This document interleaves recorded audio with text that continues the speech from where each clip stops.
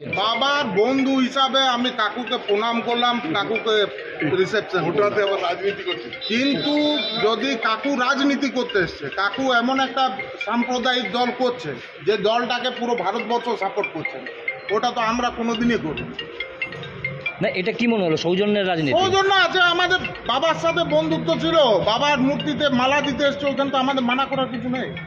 কিন্তু উনি যে দলটা করছেন সাম্প্রদায়িক দল, ওই দলটাকে আমরা হারাবো। উনি যতই আসুক আর যে আসুক, যেটা রিলেশন আছে ওটা বাড়িতে আছে।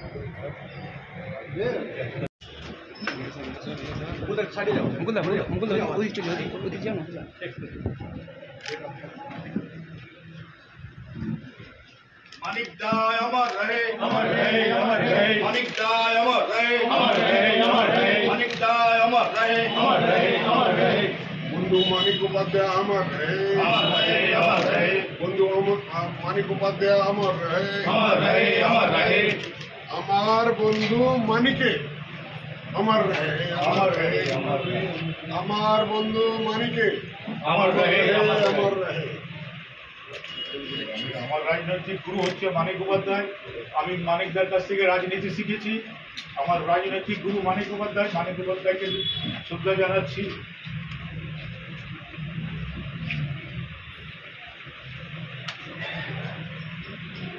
এখন প্রয়াত, সেই জায়গায় আপনি এলেন, ঠিক না, না, কি বার্তা দিচ্ছেন? আমার যখন আমরা একসঙ্গে যখন সিপিএম এর সন্ত্রাসের বিরুদ্ধে লড়াই করছিলাম, তখন তৃণমূলের তৃণমূল ছিল, তৃণমূল বলে কিছু ছিল। তৃণমূল হয়েছে 1998 সালে, আর মানিক উপাধ্যায়ও তৃণমূলে 1998 সালে জয়েন করে না। এটা 2008-এর পর তারা জয়েন করেছে। ব্যাপার হচ্ছে যে কি, এটা আমরা অনেক লড়াই লড়েছি লাল সন্ত্রাসের বিরুদ্ধে একসঙ্গে। ওর একটা হাত উড়ে গেল, তাও সেই নিজের লড়াইটা ছাড়লো না। আর সারা বর্ধমান জেলায় আমরা একসঙ্গে লড়াই করেছি, কাঁধে কাঁধ মিলিয়ে লড়াই করেছি। 2-4-5 জন লোক ছিল, তার মধ্যে মানিক উপাধ্যায়, আমি, SM জালাল, এরাই ছিলাম যারা আমরা লড়াই করতাম। তো আজকে সেই বন্ধুর গ্রামে এসে তার কথা নিশ্চয়ই মনে পড়ে। আজকে যদি ও থাকতো, তবে আজকে পরিদৃশ্য আলাদা থাকতো। আমাকে এখানে আসতে হতো না তার মূর্তিতে মালা দান করার জন্য, নিজের ঘরে গিয়ে আমাকে ভাত খাওয়া। কেন কি, ওদের পরিবারের সঙ্গে আজকে যারা তৃণমূল করছে তারা বাচ্চা ছিল, তারা আমার পরিচয়টা বেশি করে জানে না। কিন্তু আজকে যদি ও থাকতো, নিশ্চয়ই ও হাত ধরে নিয়ে গিয়ে নিজের গ্রামে নিয়ে গিয়ে ঘরে খাওয়া। আজকে তো দুজনেই দুটো বিরোধী দল, মানে আপনি বিজেপিতে। কেউ বিরোধী নাই। আমি তো বলি মানুষ আপন, টাকা পর, যত পারিস মানুষ ধর। আমার বিরোধী কেউ নয়। এর মাধ্যমে কি বার্তা গেল সৌজন্যের রাজনীতি? না না, সৌজন্যের নয়। আমার বন্ধুর গ্রামে এসেছি, তাকে একটা মালা দেওয়া আমার কর্তব্য মনে করলাম, আমি করলাম। আমার কেউ শত্রু নাই, ওর ছেলেরাও আমার শত্রু নাই, ওর ছেলেরাও আমার শত্রু নাই, হতে পারে না শত্রু। ওর ছেলে তো আপনার পা তুলে না না, ছেলে বলছি না, ঘরের ছেলে বটে, তো ঘরের ছেলে বটে, কি করে বলবে? আমাকে অসম্মান করা নিজের বাবাকে অসম্মান করার মতো। তো এটা হয় না।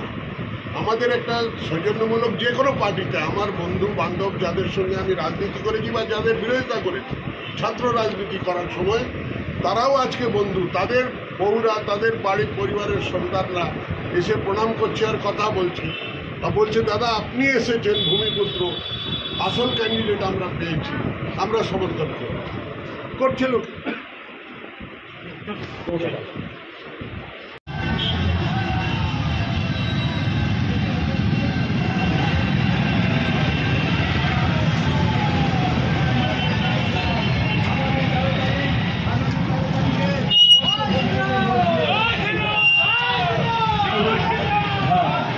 একটু হালকা করে গাড়িটা বাঁধবে, বাঁ ছেড়ে হালকা করবে। আগে দাঁড়াতে বলবে, আগে দাঁড়াতে বলবে।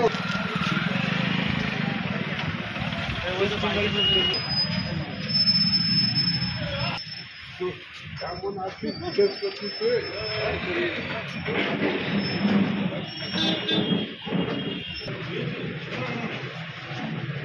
এক সাইডে সবাই আছে।